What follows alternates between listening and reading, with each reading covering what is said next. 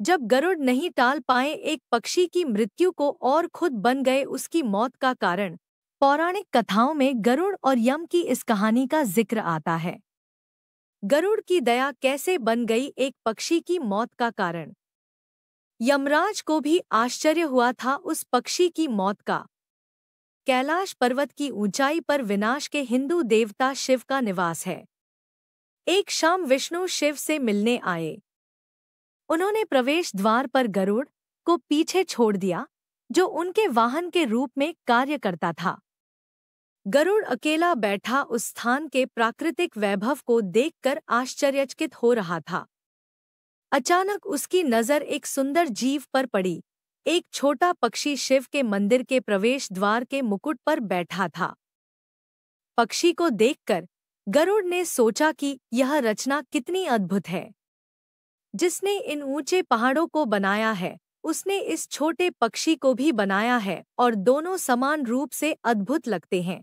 तभी मृत्यु के देवता यम, जो भैंसे पर सवार होकर शिव से मिलने के इरादे से वहां से गुजरे। जैसे ही यम कैलाश आए, उनकी नजर उस पक्षी पर पड़ी और कुछ सेकंड उसको ध्यान से देखने के बाद फिर वो शिवजी से मिलने अंदर चले गए। अब भारत के प्राचीन विचार में यम की हल्की सी नजर भी मृत्यु का अग्रदूत मानी जाती है। यम को मृत्यु के देवता माना जाता है, इसीलिए गरुड़ को लगा कि अगर यम ने इस पक्षी को ध्यान से देखा है तो मतलब इसकी मृत्यु अब आ गई है। अब कुछ ही देर में यम बाहर आएंगे और इस पक्षी की आत्मा को साथ ले जाएंगे।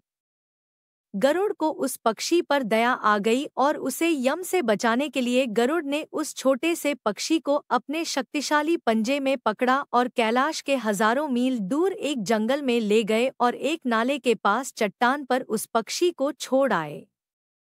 उन्हें लगा कि अगर पक्षी कैलाश पर होगा ही नहीं तो यम किसे ले जाएंगे। इसके बाद गरुड़ कैलाश लौट आए। इतनी देर में यम अंदर से निकले और गरुड़ को नमस्कार किया तो गरुड़ बोल उठे कि यम देवता, आपसे एक सवाल पूछूं? यम ने कहा कि पूछिए। तो गरुड़ बोले कि अंदर जाते समय आपने एक पक्षी को देखा और एक पल के लिए आप चिंतित हो गए, क्यों? यम ने उत्तर दिया, हाँ, जब मेरी नजर उस छोटे पक्षी पर पड़ी तो मैंने देखा कि वह कुछ ही मिनटों में मर जाएगा। उसे यहाँ से बहुत दूर जंगल में एक नाले के पास एक अजगर ने निगल लिया है। मुझे आश्चर्य हुआ कि यह छोटा पक्षी कैसे इतने कम समय में अपने भाग्य से अलग होकर हजारों मील की दूरी तय कर लेगा। फिर मैं भूल गया। निश्चित रूप से यह किसी तरह हुआ होगा। यह कहकर यम मुस्कुराए और चले गए। यम की बात सुनकर गरुड़ को एहसास हुआ कि वो नियति बदलने की सोच रहे थे और खुद नियति का हिस्सा बन गए। वाकई मृत्यु अटल है, इसे टाला नहीं जा सकता। हर किसी के अपने कर्म होते हैं, इनमें हस्तक्षेप नहीं करना चाहिए। देखने के लिए धन्यवाद। लाइक करें, सब्सक्राइब करें, शेयर करें और बेल आइकन दबाएं। आगे आने वाले वीडियो को देखते रहें।